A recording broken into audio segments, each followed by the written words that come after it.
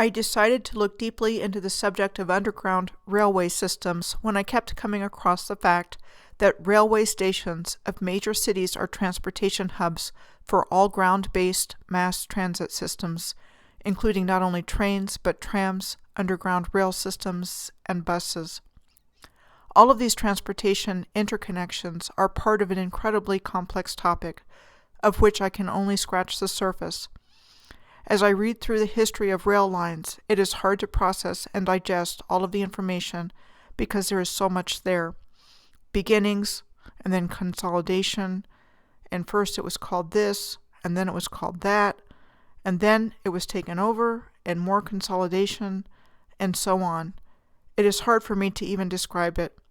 Look into it sometime, and you will quickly see what I mean. Rapid fire data points. My name is Michelle Gibson. I will start in London, at the address of 55 Broadway, where the headquarters of the London Underground is located. It is called London's first skyscraper and said to have been built between 1927 and 1929.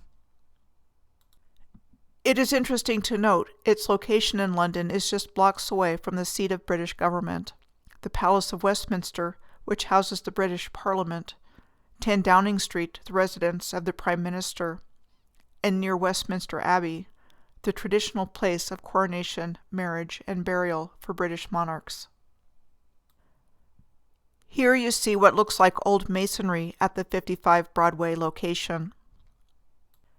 The building is said to be faced with limestone from the quarries of the Isle of Portland, just off the coast of England, where we find megalithic-looking stone blocks lying all around.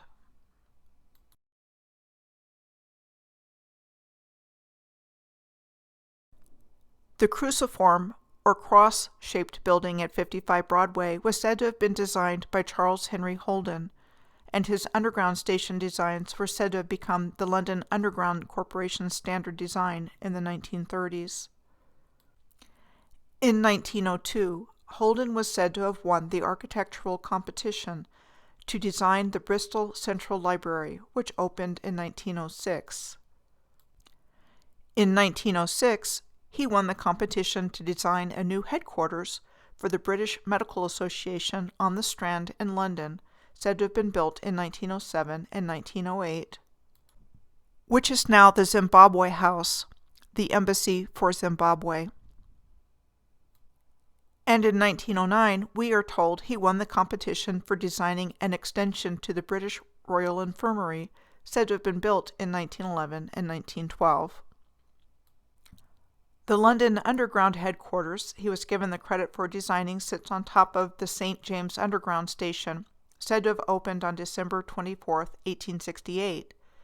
The London Underground is said to be the oldest underground railway system in the world.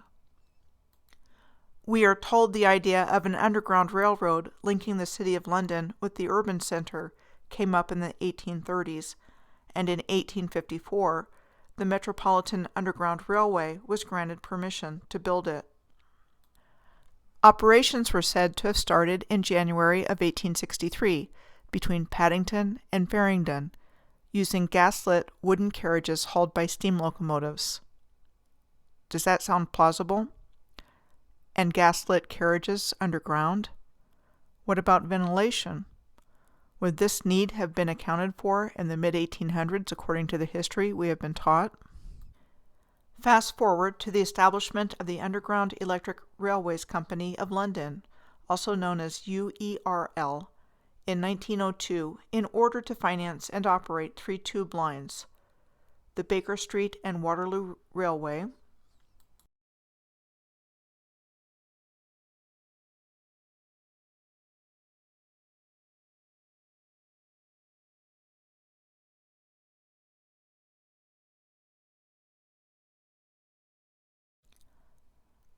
the Charing Cross, Euston, and Hampstead Railway,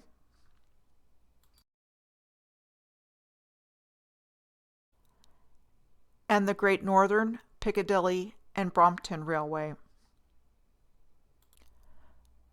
This was the Lots Road Power Station, said to have been built between 1902 and 1904 to power the newly created Great Northern, Piccadilly, and Brompton line. It was claimed to be the largest power station ever built and eventually powered most of the railways and tramways in the underground group. So we aren't even out of the horse and buggy era, when it was said to have been opened in 1904, with the mass production of automobiles not starting until 1908 with the Model T Ford, and yet we have the technology to build sophisticated electrical generators like this. And there are still places in the early 1900s that use horses to pull rail cars along their tracks. What is going on here? Not only that, there are a lot of abandoned underground tunnels and stations in London, not in use for a very long time. Why build them to then not use them? This is an abandoned tunnel at Down Street Station. At Highgate Station and Clapham South Station. These are just a few examples, and London is not the only place with abandoned tunnels. I also found a listing of former stations served by a London Underground line showing that around 50 have been permanently closed and either demolished or repurposed, starting as early as 1871. The original Westbourne Park Underground Station was said to have been built in 1866 and demolished in 1871, replaced the next day by the current station shown on the left, to the east of the original. Compare the similarity of the arches of the underground station in Westbourne with the arches of the Mezquita in Cordoba, the capital of Moorish Spain, on the right. This is a map of the London Underground, presented by Harry Beck, an engineering draftsman, in 1931. His design is based on the principle of electrical circuit diagrams.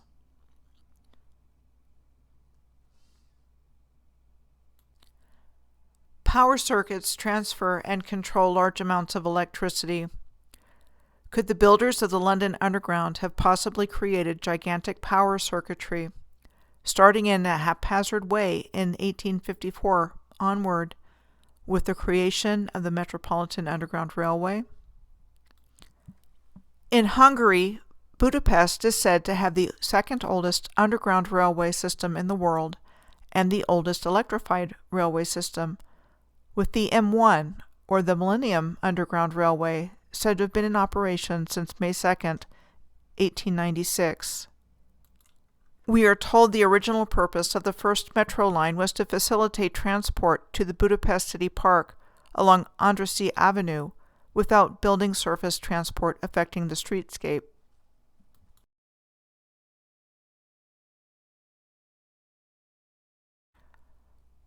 Running from Vörösmarty Square, the city center,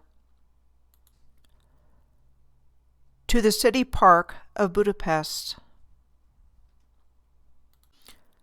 The Széchenyi Medicinal Bath is in an extensive city park complex and is the largest medicinal bath in Europe. Its construction was said to have started in 1909 and opened in 1913.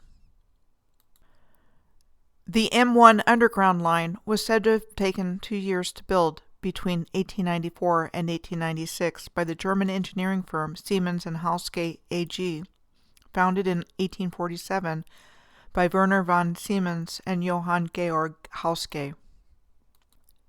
Just as a side note, the Siemens and Halske AG company was also given the credit for the world's first electric tram line, the Gross-Lichterfeld tramway, in a suburb of Berlin. This brings the total to 3 of places that I have found in my research claiming that distinction, the other 2 being Montgomery, Alabama, and Sestroretsk in Russia near St. Petersburg. Altogether, there are 4 lines in Budapest, each denoted by a different color. I am going to put this here for consideration as a possibility. When I looked into electric circuitry, I found the same colors, with each having a different function in circuitry. We will see more examples of this correlation in other systems. They feature exactly the same colors. I am postulating that these electric transportation systems and networks somehow functioned as electrical circuits in their own right in the original physical layout of the planetary grid system, and do not just pertain to the sophisticated electrical circuitry it takes to run them efficiently, day in and day out. Before I leave Budapest, I want to bring to your attention that it is called the capital city of underground wonders. Besides abandoned rail tunnels,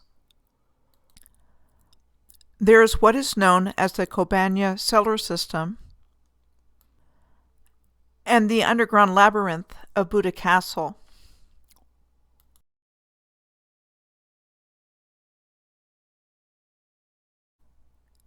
This half head is found in the labyrinth. I find it to be extremely odd and noteworthy. It looks more like a petrified head, covered up to the nose and ears by mud, than an intentional work of art. In Scotland, we are told that Glasgow has the third oldest underground rail system in the world, opening on December 14, 1896. The 15 stations of the subway are distributed over a 10-kilometer or 6-mile circuit of the West End and city centre of Glasgow, with 8 stations to the north of the River Clyde and 7 to the south. There are 2 lines, an outer circle running clockwise and an inner circle running counterclockwise. Circuit is a word in the English language that means 1. A roughly circular line, route, or movement that starts and finishes at the same place, and 2. A path in which electrons from a voltage or current source flow. The point where those electrons enter an electrical circuit is called the source of the electrons. This came up when I searched for a particle accelerator diagram showing counter-rotating beams in a circular accelerator, contrasted with the Glasgow subway's outer and inner circle running in opposite directions from each other. There are also abandoned rail line stations in Glasgow, like the Botanic Gardens station, said to have been built in 1896 and closed to passenger transport in 1939. And the abandoned tunnel at the Botanic Gardens in Glasgow as well.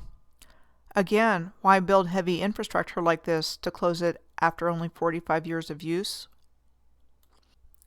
Next, here are maps of underground systems of places throughout the world. Berlin, Germany. Hamburg, Germany. Helsinki, Finland. St. Petersburg, Russia. Sydney, Australia. Beijing, China. Tokyo, Japan. New York City. Los Angeles, California. And Washington, D.C., to name a very few. While not identical layouts in all of these places, there are definite similarities across countries and continents in how rail lines are laid out, right down to the color coding of all of them. And they all look remarkably like an electrical circuit diagram. I am going to end this video here. I have only scratched the surface of the Earth's subterranean infrastructure. When there is an overwhelming amount of information, I try to hit highlights. In my next video, I'm going to be looking at the topic of astronomical observatories, from ancient to modern. If you are interested in financially supporting my work, I will accept donations on my website, www.piercingtheveilofillusion.com, and I have a Patreon account at www.patreon.com/piercingtheveilofillusion. Regardless, I appreciate the time that you took to watch this video. Thank you so much, and please share.